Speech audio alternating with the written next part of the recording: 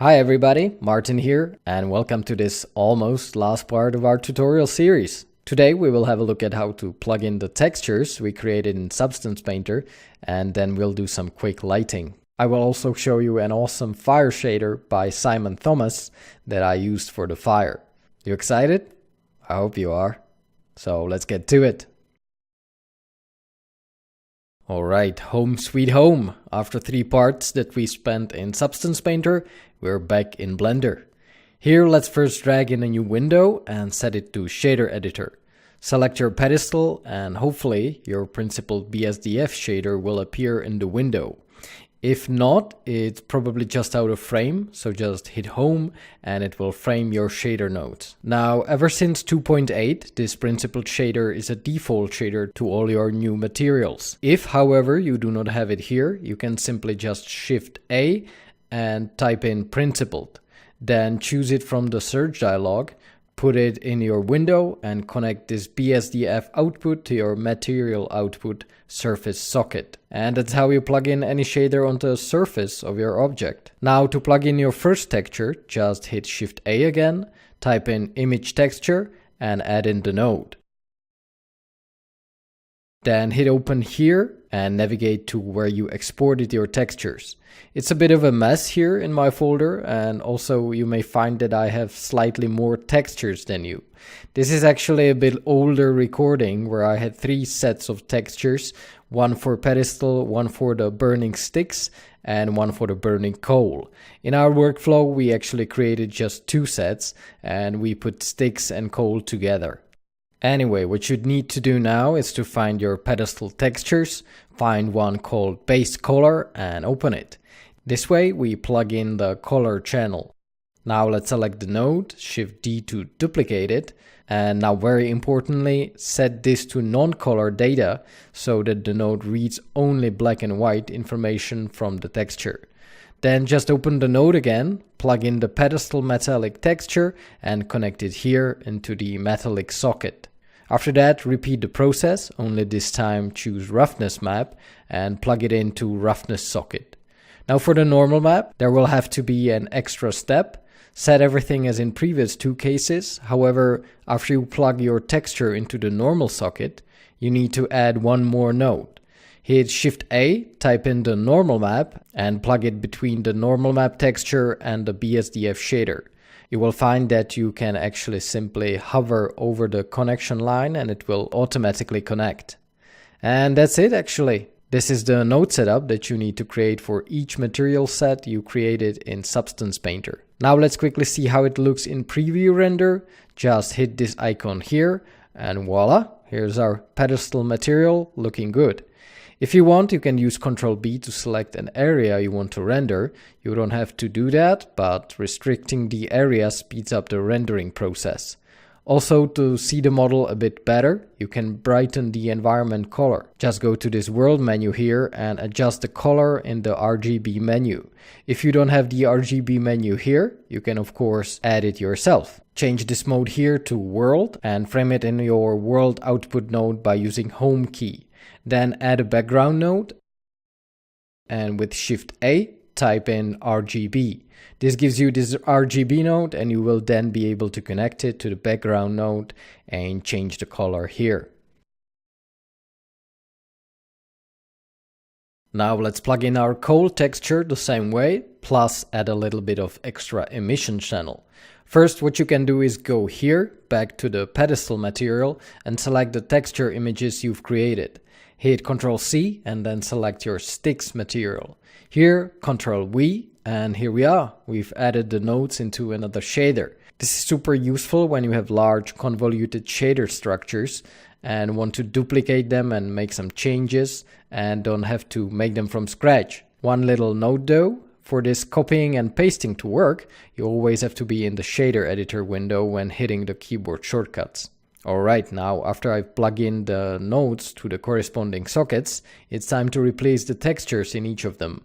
Just hit open and find your sticks coal material, or in my case it was named differently, just branch material.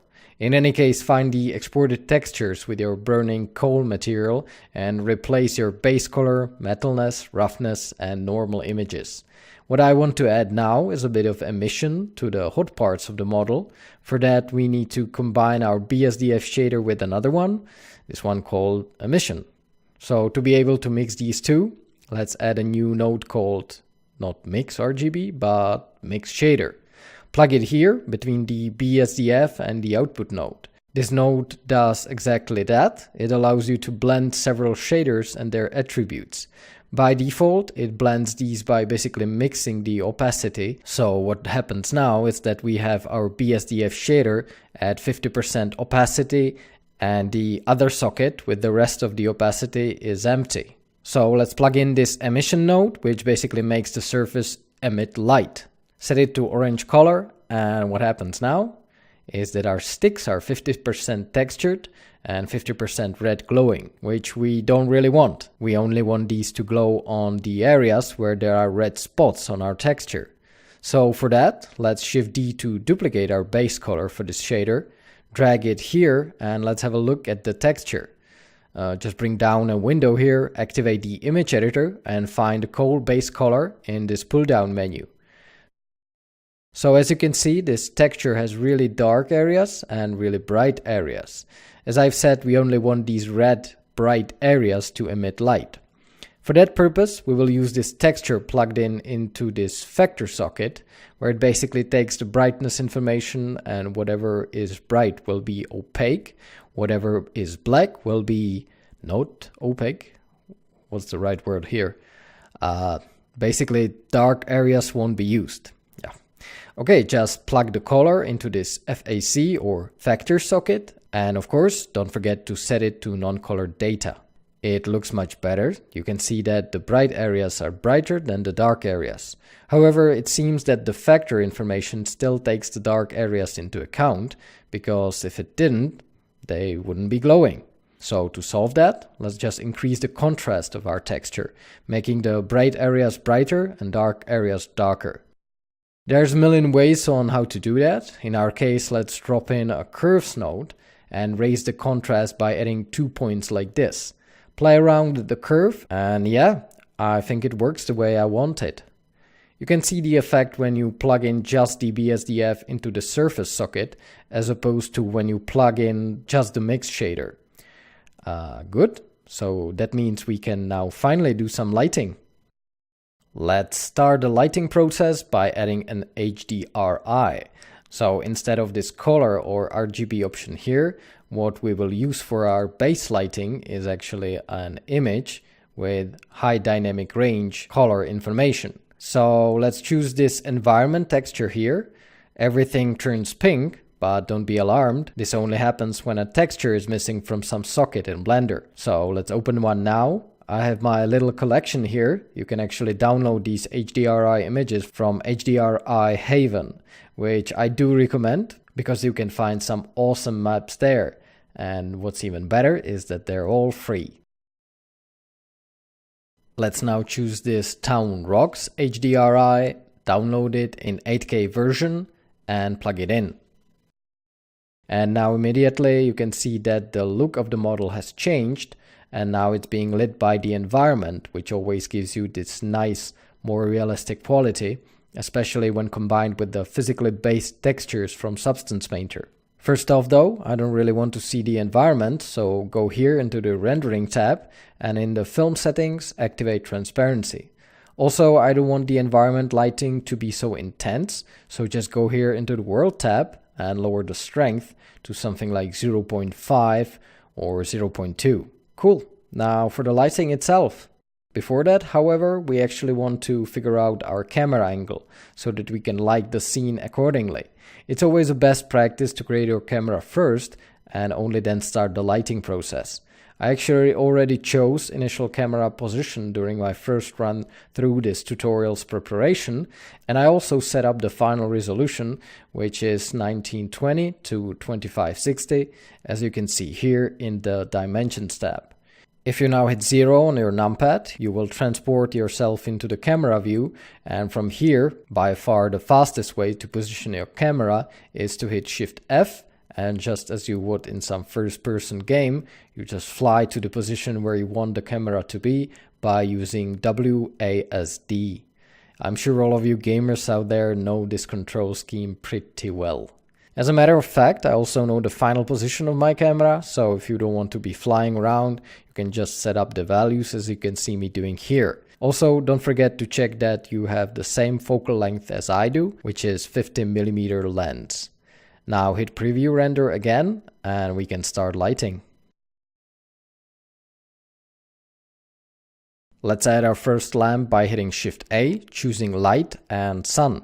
You can change its location by hitting G and rotation by hitting R, just as you would with any other object in Blender. In fact, let's not use Sun Lamp, which is an intense directional light, but instead switch the light type to Spot. Instead of Sun, imagine it to be basically just a normal lamp in a studio or on a film set, shining on a single spot, in our case the model. It's not so large as Sun and not so intense, but it's great for lighting single objects. It gives you greater flexibility when lighting only specific spots on an object. So rotate the light and position it to the left of our model, slightly to the side. We will use this spot as our key light, which in lighting tends to be the most dominant light in the scene.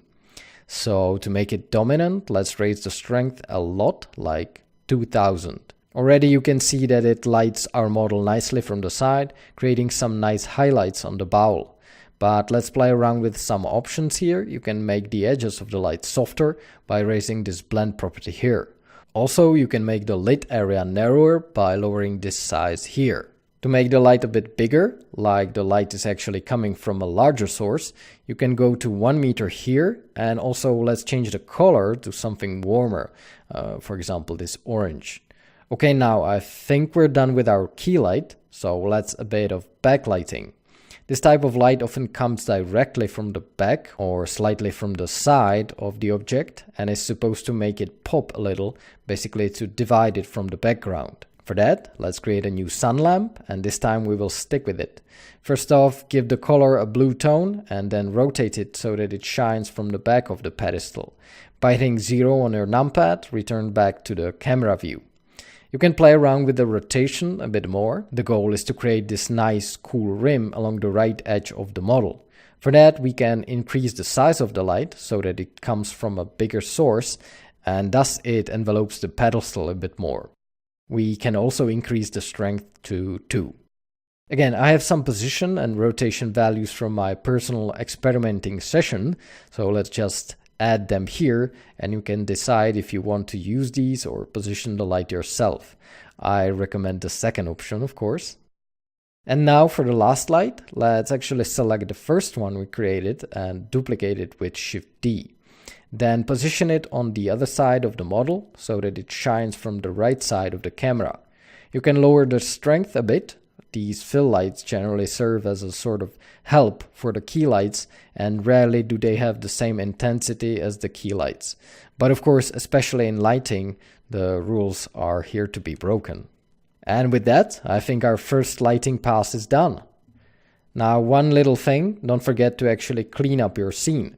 If you have a look at the top right window, in my outliner, I have several groups, or rather collections as they're called since 2.8 version came out. These are great for organizing your projects. I have a special layer with pedestal, the wreaths, particles and other objects. So now you can rename your lights. I always first add the word light in the name, then underscore and the type. Then up here, create a new collection, name it lights, and then pull all 3 lights under it. Easy and pretty convenient. And now let's finally add our fire.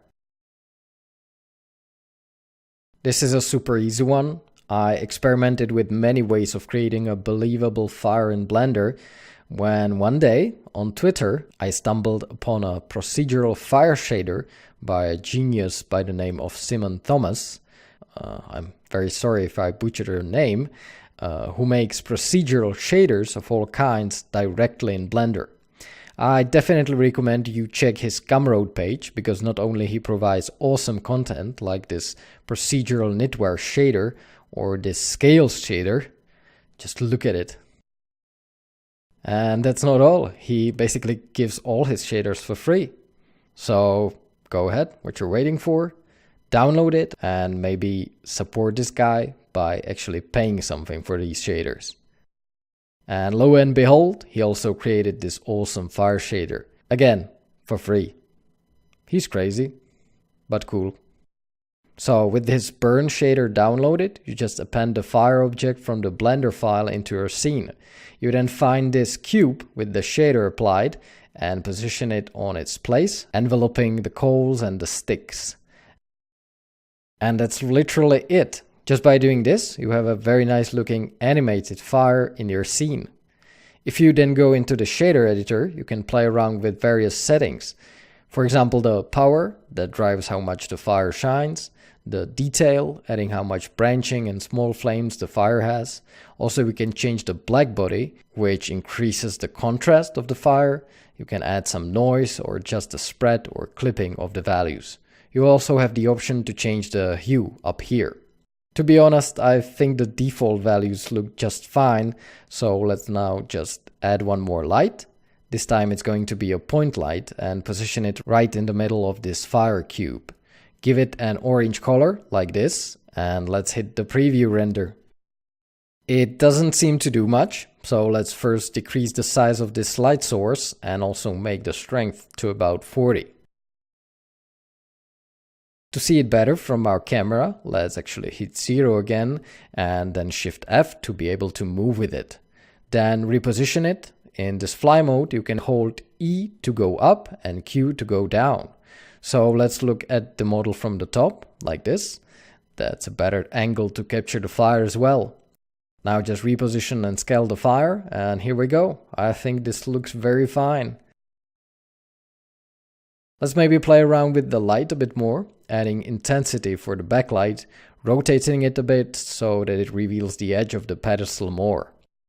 However, with that, our lighting is finished, and all there is really left to do is just to add the smoke simulation as well as the little spark particles flying from it.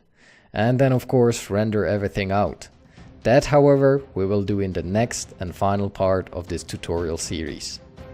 So until then, my friends, I can't wait to hear from you, and hey, you can even send your results that you've achieved by following this tutorial in the comment section of the Heroes of Bronze webpage post, which you can see in the description. So until next time, bye bye.